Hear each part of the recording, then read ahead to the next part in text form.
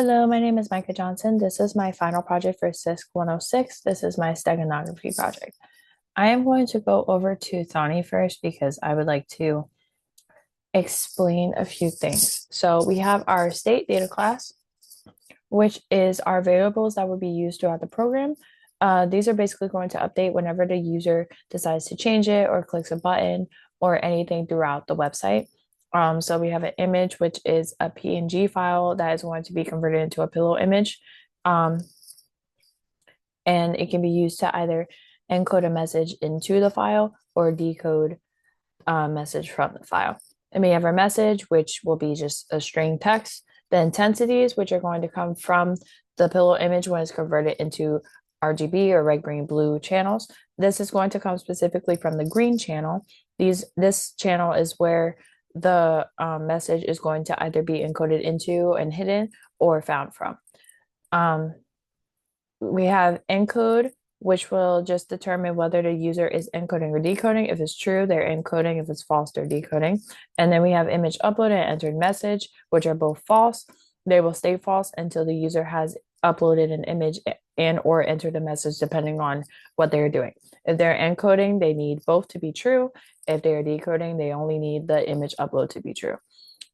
There is a way that on the website, which I will show, if the user tries to encode or decode without having these values be true or the necessary values be true, it will automatically redirect them to the correct thing to upload so that they won't just be trying to encode or decode nothing. We also have the index.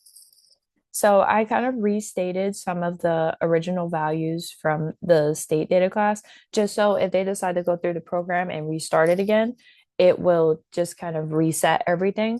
That way they won't accidentally have an issue where they don't know if the encoded or decoded image is the state image that's being shown, especially if they decide to encode an image and then decode that same image. So, okay, now we are going to stop sharing for a second because I am going to go to, oh wait, drafter. So this is not correct for the second. Hold on.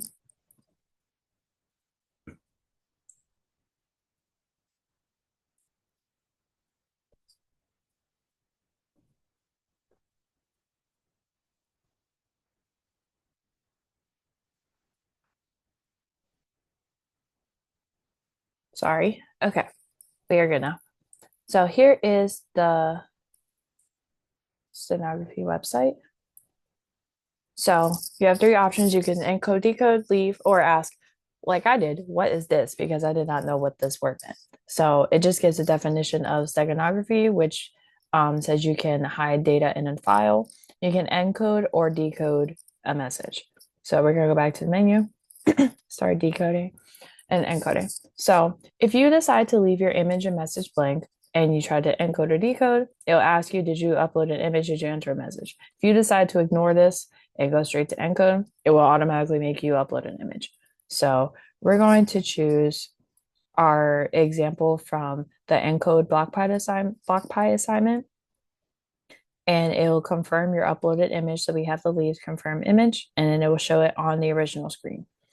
And then now, if we decide to go encode and still ignore it, and you click encode again, it will bring you to enter the message that you originally had, or it will bring you to enter a message. So I'm going to type hello, just something basic, confirm your message. And then now we have both our image and our message for our encode or decode. So we're going to encode since we have both, they are both checked. And your image has been created. It also has the name of the file just to make it a little easier. I had where the numbers were randomized for the file because I had some issues trying to put the name of the file that was uploaded, the original file. So I just put image and then added a random number, and then it gives you the name. That way you can find it in your file directory. So I click download. There's 16. There's 2 because I have downloaded many of these. Go to main menu and go back to encoding and decoding. If you decide to decode the file that we just had, we're going to go choose image, and we are going to find the image that we just had, which should be 16 image.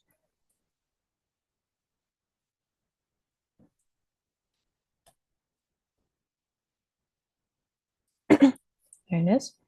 And show image. This is the image that we are decoding. And we don't need a message for this one since we are decoding. It will say it's checked, but it doesn't matter because we don't need it for this one. Decode. And here's our message. Okay, and then we go back to main menu, and the last option that we can do is to leave. And this will just tell the user thank you and end the program pretty much. And that is my project. I hope that you enjoy it. Thank you.